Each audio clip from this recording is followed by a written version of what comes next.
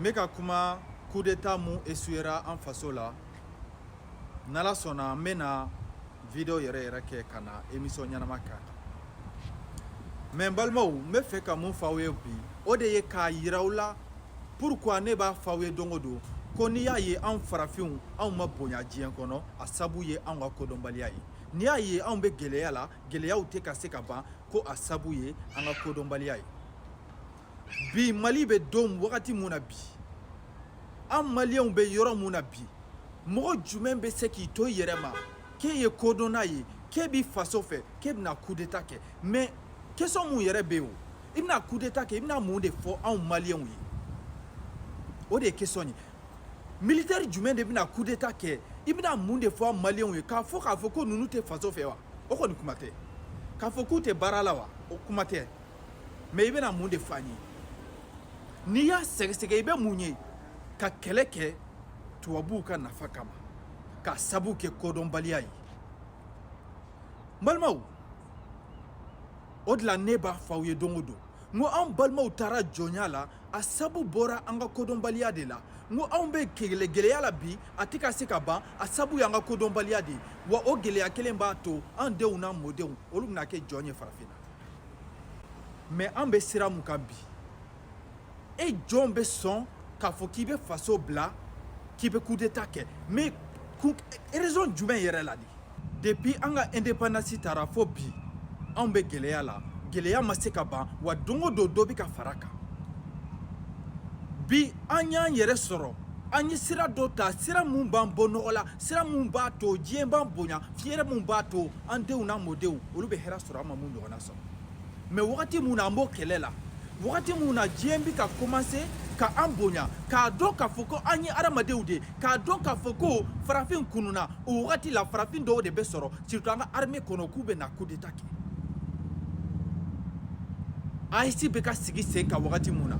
o wagati la farafinna bɛna falen ka sabu kɛ jɛkulu mun ye an bɛna coup d'état kɛ k'o jɛkulu ci ka farafinna segin a kɔ ka anw segin an kɔ k'an denw n'a mɔdenw hali aw yɛrɛ den n'a mɔdenw k'olu ka diɲɛlatigɛ bɛn nɔɔni balimaw wagati dɔ sera an ka se ka falen sa o bɛɛ lajɛlen kɔfɛ an de bɛ sigi ko tubabuw de don hali ni tubabuw nana wari d'i ma olu bɛ u ka intérêt de défend walasa k'u denw n'u mɔdenw ka intérêt ta anw faso la ka na olu ka sini ɲɛsigi labɛn mais an tɛ sigi ka miiri o la wa an yɛrɛ ka bi kama intérêt personnel bi dɔrɔn hali an tɛ miiri an denw na nin video in tɛ janya n'a bɛ mɔgɔ mun kɔnɔ civil kunda ka taa bila sɔrasi kunda la a y'a bɔ aw kɔnɔ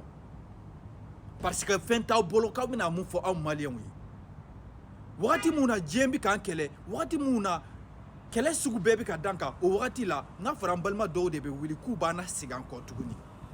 wagati dɔ sera an bɛɛ ka falen walasa an faso ka falen n'ala sɔnna n bɛ nali émission yɛrɛ bɛ nali nin kan a ye nin partager avertissement don salam. Vous un communiqué du gouvernement. Merci. Communiqué numéro 0077 du gouvernement de la transition. Le gouvernement de la transition informe l'opinion nationale de l'arrestation d'un groupuscule d'éléments marginaux des forces armées de sécurité maliennes pour des infractions pénales visant à déstabiliser les institutions de la République. Au moment où la nation malienne, unie dans toutes ses composantes, est mobilisée pour consolider notre souveraineté retrouvée et éradiquer les forces terroristes obscurantistes de la Confédération des États du Sahel, ces militaires et des civils n'ont eu d'autres ambitions que de chercher à briser, avec l'aide d'États étrangers, la dynamique de la refondation du Mali. Grâce au professionnalisme et à la vigilance des services spécialisés, la conspiration a été mise en échec, suivie de l'arrestation des acteurs dès le 1er août 2025. Parmi les personnes interpellées figure un ressortissant français répondant au nom de Visilier Yann, agissant pour le compte du service de renseignement français, qui a mobilisé des responsables politiques, des acteurs de la société civile et des militaires, dont les généraux de brigade Abbas Dambélé et Nema Sagara. Le gouvernement de la transition, tout en condamnant ce acte subversif, rassure l'opinion d'une part que les enquêtes judiciaires se poursuivent pour identifier d'éventuels complices, et d'autre part que les forces armées de sécurité restent déterminées à achever leur mission de lutte contre le terrorisme sous toutes ses formes. Le gouvernement de la transition rassure également l'opinion que la situation est totalement sous contrôle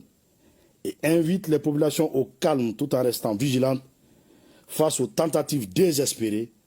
de déstabilisation qui échoueront toujours, plaise à Dieu. Que Dieu bénisse le Mali. Bamako, le 14 août 2025. Je vous remercie. Merci bien, monsieur.